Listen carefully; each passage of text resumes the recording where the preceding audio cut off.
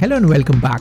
In this episode, we talk about how can we design bias-free organizations. If it's your first time here, I'm Rachit, and on the podcast, I talk about stuff that really matters to me and topics that can help you become a better individual. Let's get started. Organizations put a huge amount of effort into improving diversity and equality, but most are still falling short. This could mean that they are either doing the wrong things or not trying hard enough, or both. Just throwing money at a problem might not be the smartest thing to do for most companies unless you know where you are headed with that. Companies often conduct programs without ever measuring their impact. And unfortunately, research on their effectiveness shows they seldom change attitudes, let alone behavior. The solution, you ask? Focus on processes and not people. Behavioral science tells us that it's very hard to eliminate our biases, but we can redesign organizations to circumvent them. Behavioral design makes it easier to do the unbiased thing by either preventing biased choices or changing people's beliefs. Companies can start by collecting data on their current diversity training. Then they must bring the same rigor to people management that they apply to financial and marketing decisions. Things like A/B testing should really help HR organizations. This means defining the desired change, implementing new programs, collecting hard data, and evaluating the results.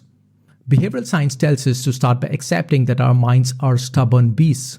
It's very hard to eliminate our biases, but we can design organizations to make it easier for our biased minds to get things right.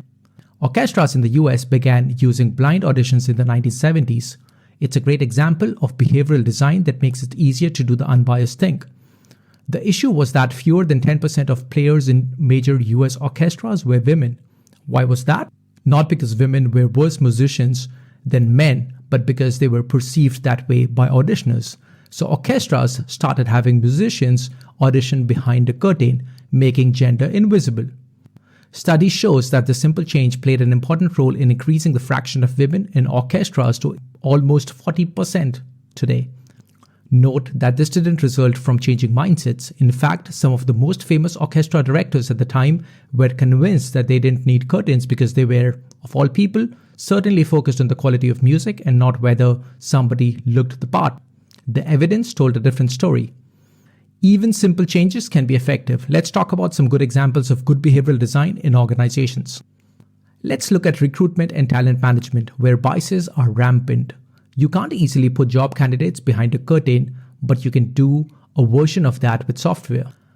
You can use various software tools that allows employers to blind themselves to applicants' demographic characteristic. The software allows hiring managers to strip age, gender, educational and socioeconomic background, and other information out of resumes so they can focus on talent alone. There's also robust literature on how to take bias out of the interview process, which boils down to this: stop going with your gut. Those unstructured interviews where managers think they are getting a feel for a candidate's fit or potential are basically a waste of time. Use structured interviews where every candidate gets the same question in the same order and score the answers in order in real time. You should also be thinking about how your recruitment approach can skew who even applies. For instance, you should scrutinize your job ads for language that unconsciously discourages either men or women from applying. A school interested in attracting the best teachers, for instance, should avoid characterizing the ideal candidate as nourishing or supportive in the ad copy because research shows that can discourage men from applying. Likewise, a firm that wants to attract men and women equally should avoid describing the preferred candidate as competitive or assertive, as research finds that those characterizations can discourage female applicants. The point is that if you want to attract the best candidates and assess 100% of the talent pool, start by being conscious about the recruitment language you use. Bias affects everyone despite efforts at awareness and the best of intentions. The good news is that behavioral design can break the link between our gut reactions and allow our biased minds to get things right. Thank you, and I'll see you the next time.